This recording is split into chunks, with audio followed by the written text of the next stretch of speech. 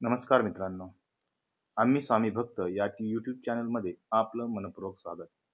मित्रांनो, आपल्या या चॅनलच्या माध्यमातून आपण नेहमीच कथा, अनुभव, प्रेरणादायी लोकांची चरित्रे तसेच लहान मुलांसाठी बोधकथा सादर करत असतो. मित्रांनो, आज आपण अशाच प्रकारे एक नवीन बोधकथा या ठिकाणी ऐकणार आहोत. चांगुलपणा लगेच परत येत नाही, पण जेव्हा येतो तेव्हा आयुष्य बदलतो. तर मित्रांनो, सुरुवात करूया या नवीन बोधकथेला. दररोज पहाटे ती बाई उठायची.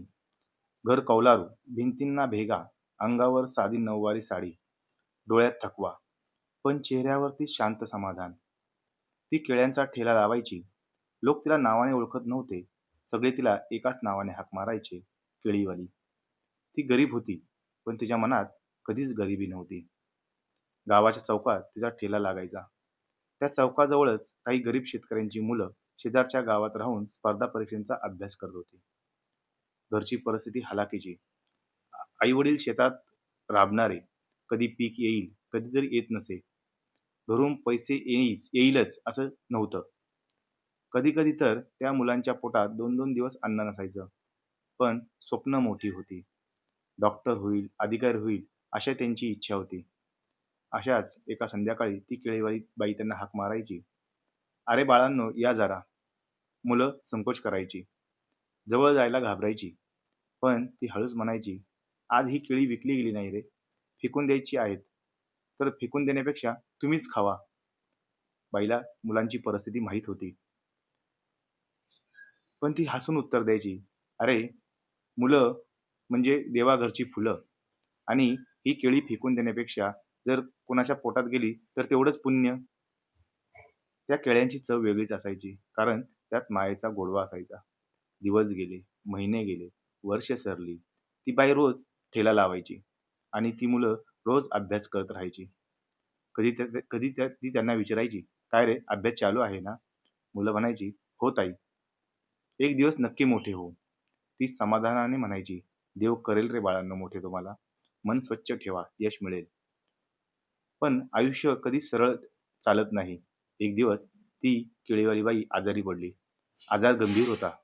अंगात प्रचंड ताप, श्वास घ्यायला त्रास, अंगात ताकद उरली नव्हती. लोकांनी तिला दवाखान्यात नेलं. डॉक्टरांनी तपासून सांगितलं, आजार गंभीर आहे. उपचार लगेच सुरू करावे लागतील, पण खर्च पण जास्त आहे. ती बाई शांतपणे ऐकत राहिली. तिच्या डोळ्यामध्ये भीती नव्हती, एक वेदना होती. ती हळूच म्हणाली, "डॉक्टर, माझ्याकडे पैसे नाहीत हो. जे होईल ते मला होऊ द्या." तेवढ्यात दवाखान्याच्या दारातून एक तरुण डॉक्टर आतमध्ये आला. त्याने रुग्णाची फाईल पाहिली आणि अचानक थांबला. त्याची नजर त्या बाईवर पडली. क्षणभर त्याचा श्वास अडखळला. डोळे भरून आले. तो हळूच त्याच्या जवळ गेला आणि म्हणाला, "आई, तुम्ही मला ओळखलत का?" ती बाई नीट पाहू लागली, पण चेहरा तिला काही आठवेना. तो पुढे म्हणाला, "काळजी करू नका. तुमचे सर्व उपचार मी स्वतः करणार आहे आणि तेही पूर्णपणे मोफत." सर्व डॉक्टर, नर्स आश्चर्याने पाहू लागले.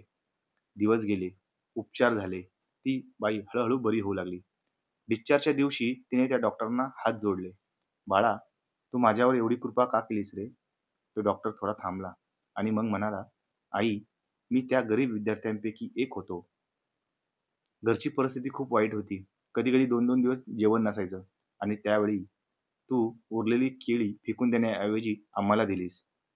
त्या केळ्यांनी आज मला एवढं मोठं केलंय. आम्हाला जगण्याची ताकद दिली. आज मी डॉक्टर आहे. स्वतःच्या पायावरती उभा आहे. ते फक्त आई तुझ्यामुळे. आज तुझ्याकडून पैसे घेणे म्हणजे माझ्या आयुष्यावरचं उपकार विसरणं गं." तो हात जोडून म्हणाला, "आई, आज मी जे काही आहे ते फक्त आणि फक्त तुझ्यामुळे." त्या केळीवाली बाईच्या डोळ्यातून अश्रू ओघळले. ती हळूच म्हणाली, "बाळा, मी तर फक्त उरलेली केळी दिली, पण तू या समाजाला एक नवीन संदेश दिला." मित्रांनो, कथा इथे संपत नाही. कारण माणुसकी कधीच वाया जात नाही.